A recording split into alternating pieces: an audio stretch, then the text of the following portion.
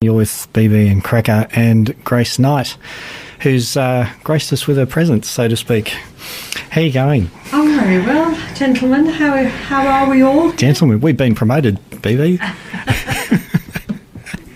Long time since I've been called a gentleman.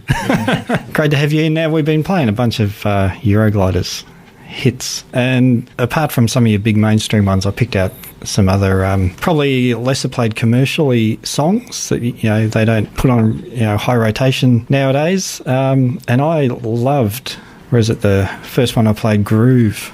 Yeah, that was off the Groove album. I think that might have been the last one we did before I went off into a jazz career. And I think I was recording that song, if you like, and I had just given birth. Yeah. And I had my 2-week-old baby in his cradle under the grand piano at Sony Studios.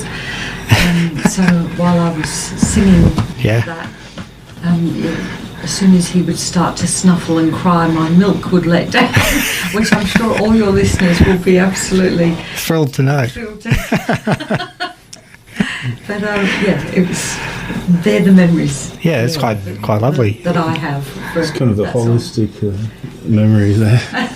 Nice. We had to use a boom mic so I could actually breastfeed my son while I was recording. So I used to play a kalimba while I was pregnant. A little African thumb piano. Oh yes, box. Yeah. And I used to rest that on my belly and pluck these little metal prongs. And so I used to play that while I was pregnant, and hoping that by the time my child was born, I had this idea in my head that if I played it in his bedroom and when he couldn't get to sleep, that might bring back memories of being inside me. And it sent him right off to sleep, so it did work. Excellent stuff.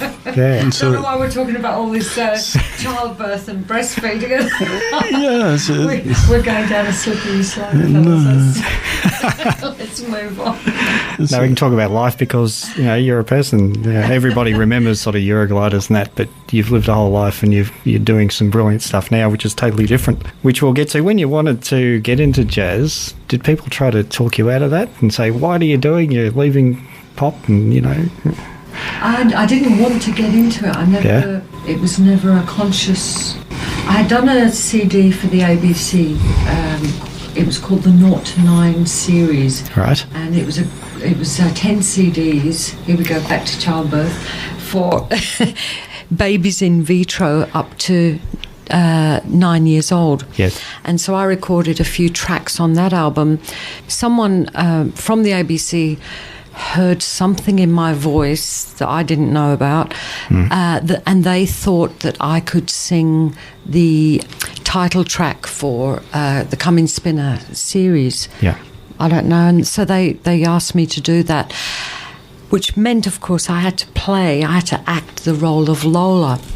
I was far more interested in the acting role than I ever was in the singing role. Yeah. And I just said, look, I'll do my best and see if you like it. Hello, I'm Grace Knight, and you're listening to The Bat Cave on Yarra Valley FM.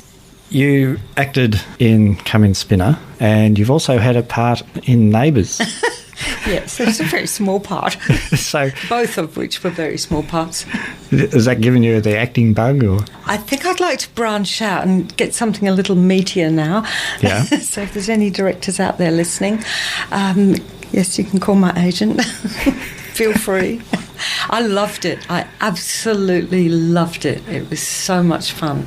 Yeah. Which did you really like? The sort of the soapy one or the period? I liked type? all. Look, Eurogliders did video upon video. It was the 80s, so almost every single you put out came with a video. So it was hugely expensive, but to me they were all, mini movies. Yes. And I love it. I really love, And did you find it easy because you'd done so many videos for your hits? I did. I found it really easy, except... So I had to... so did Vince. We had to overdub or mime to the tracks that we some of the tracks that we recorded for the soundtrack, and so for me that was a very easy thing to do because I had done so much with Eurogliders. So once you have to do Now you also put out an album called Stormy Weather with a lot of jazz standards. How did that one come about? Vince and I had recorded Come In Spinner, and it just shot up the charts. It was crazy. It just went straight to the top.